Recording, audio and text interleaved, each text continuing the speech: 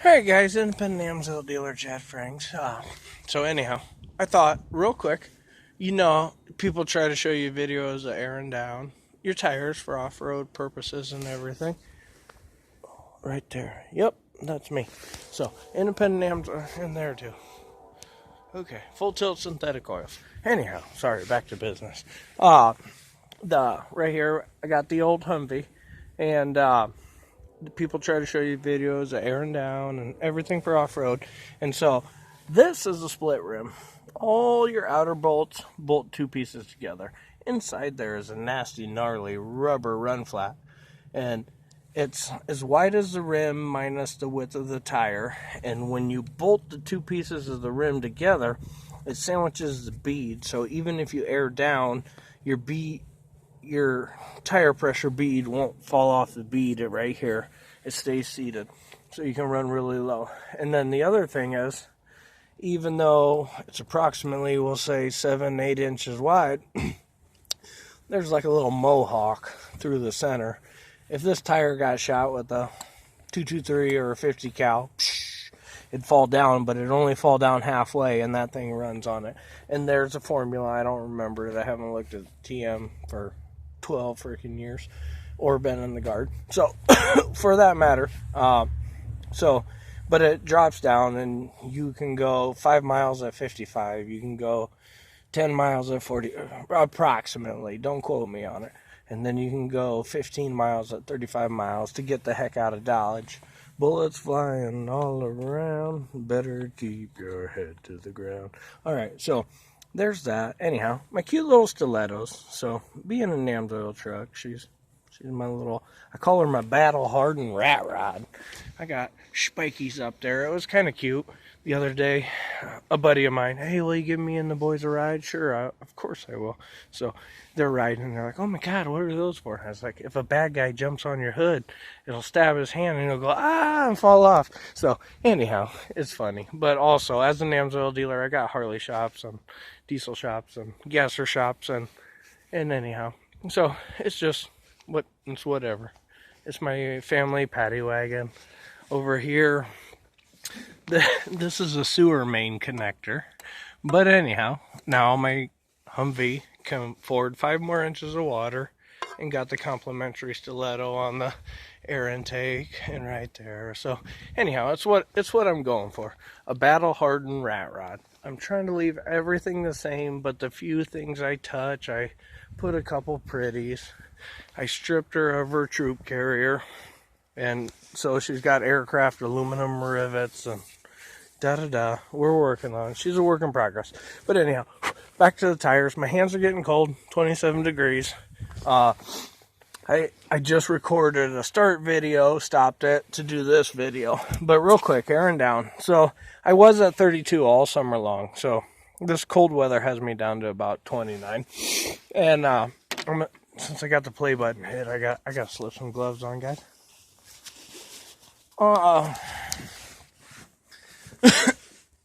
So with that, okay, I guess we'll do our base. Right there is our footprint at 29 psi. So we're hitting there, which if you look right there, we're catching that little booger and everything. It's all about right here. What's touching the ground is approximately that tread's leaving the ground, and right about there is starting to leave the ground. So, and these videos are a dime a dozen or whatever, but you see people do them with chalk, and they chalk their tire up. Well, snow's phenomenal. So I don't like it. I wish it was warmer. I don't like snow. But anyhow, so whatever. In layman's term, because I don't want to get all technical. Boom, there's that. So then we can, and actually, for all my Humvee people, if you haven't played around with your, this right here is a valve stem. That's a decorer. That is a threader and a tapper. and then that's kind of a finish tap. So if it's really gnarly, you use the pokey one. Otherwise, just a quick cleanup does that.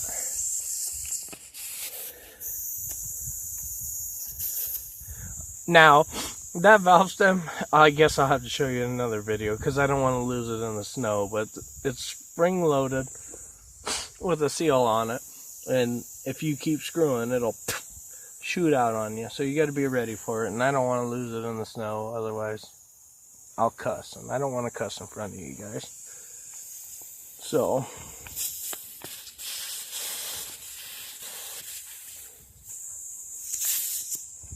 maybe I can help it. But anyhow, what's this tire?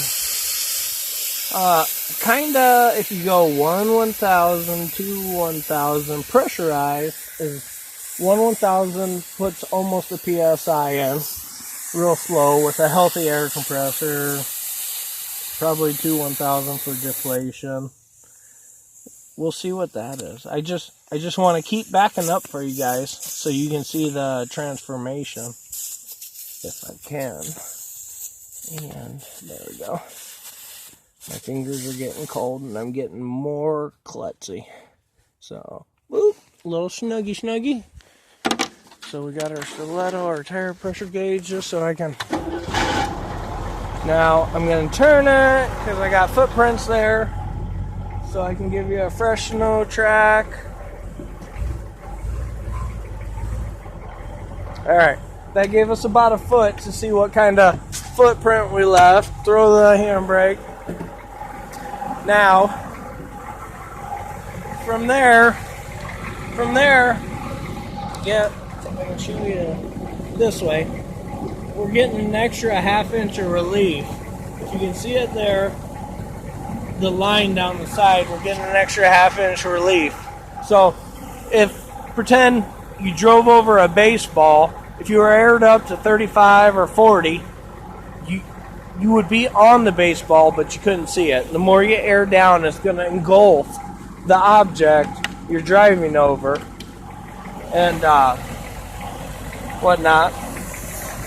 So, yeah, now we're down to kind of atypical off-roading, kind of a 15-18. And in worst case scenario, if you were stuck and you couldn't make a phone call to get pulled out, you would go from your 32 and air down to 15 and kind of cross your fingers. Take it easy. That's not the magical cure. You're going to drive right out of it, but it's going to help you if you're rocking it and you're almost there. And then, so now we'll take right there to approximately here. Now, at that PSI, at my layman's term, our footprint just grew. So you think of tracks, you see all them trucks with track skids all the way around. With your tire, you're creating a longer footprint and getting a track effect, which elevates you and helps you claw your way out. So we'll keep fucking around. I'm going to air this thing all the way down so it sits on the run flat. So we're at 16, 18. Now, remember, I'm fully bead locked through the center. Civilian ones, you can have a single bead lock and a double bead lock, but it's different. They're just not, without spending lots of money, they're not like the military, where you get the rubber version. People cheat and use PVC discs and double bead lock it and stuff, and I mean that's the way to go. It's better than being 30 miles from civilization in the thick of stuff and going on. So that kind of thing, but that's the norm. So, but 18. I kind of like to stop at a 10 or 9 and show you, but that's risky. 12 to 15, you can pop a bead. You don't, without any form of bead lock, maybe even 15 to 18. That would be my comfort zone. But real quick doing this. Told the wife, because I say independent Amsoil dealer, raising tougher girls for America, 2 daughters. They want to go sledding, so even though I get done monkeying around with this, boom, bada bang. So, oh, sorry. I'll screw my core in, see what this is. I'm not going to get real calculated on this, but I just want to show you how it goes. Once again, klutzy, fingers are cold. If I had real gloves on, I couldn't move or do this, but I got chintzy ones. So now we'll check our PSI. There you go. Now that took us down 14-ish. Let's take a double read. I try to hold my gauge as level as possible so I'm not fighting gravity. And that, yeah, that read about a flat 14.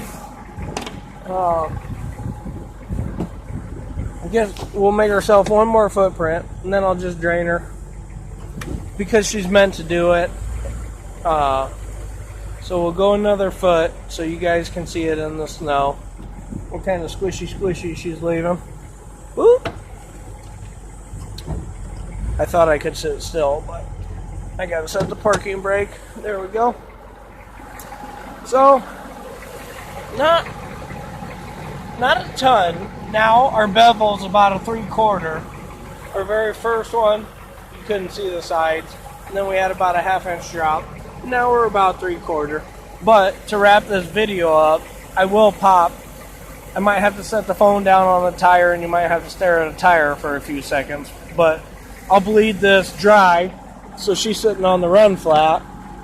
And I don't know. Unless you're competition and you're shooting screws and really bead locking yourself, I don't know if I would go any lower than anything we've seen today. So I'm going to set this down.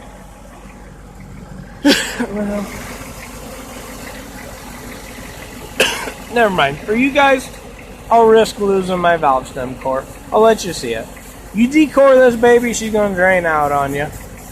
But, and then luckily, because the run flat's in there, I can drive her right back in the garage and pump her back up to 29.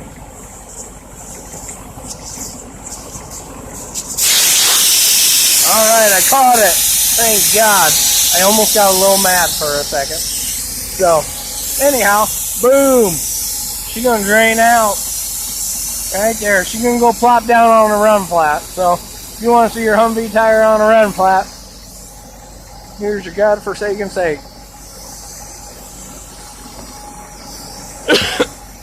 I did go with my Battle Hardened Rat Rod. I went with enclosed acorn nuts, but I went with some semi 2.5 inchers. Keep the threads dry and clean. I got them anti-seized. I can do them by hand. In the guard, when those threads are exposed, it's a lot tougher ordeal. Not really fun. So there you go. That's combat zone. There's a run flat in there. Maybe on a warmer day. I'll show you. Anyhow, whoop. There we go to reverse.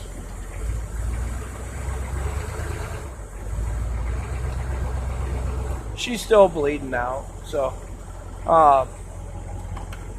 that's kind of what you get. Now I can put her in neutral and she won't roll away. But now I'm on my run flat. So, but you can see she's still hissing. So she could very well be at 2 or 4 psi. But there's a fine line between too far. Now you're jeopardizing the integrity of your sidewall and whatnot. So that happy playground is 18 to 12. And if you're not bead locked up in different scenarios, might not fare well for you. So at your discretion, play around, test it out in controlled situations, of course. So anyhow, I get to drive that back in there with a flat tire and pump it up, which no big deal. So there's snow, anti-friction, run flat, and the run flats in there, they're greased to holy hell. So there's some slickum on them, so I'm not worried about hurting my inner wall lining. So, but anyhow, one more video. Just wanted to show you guys, see what happens.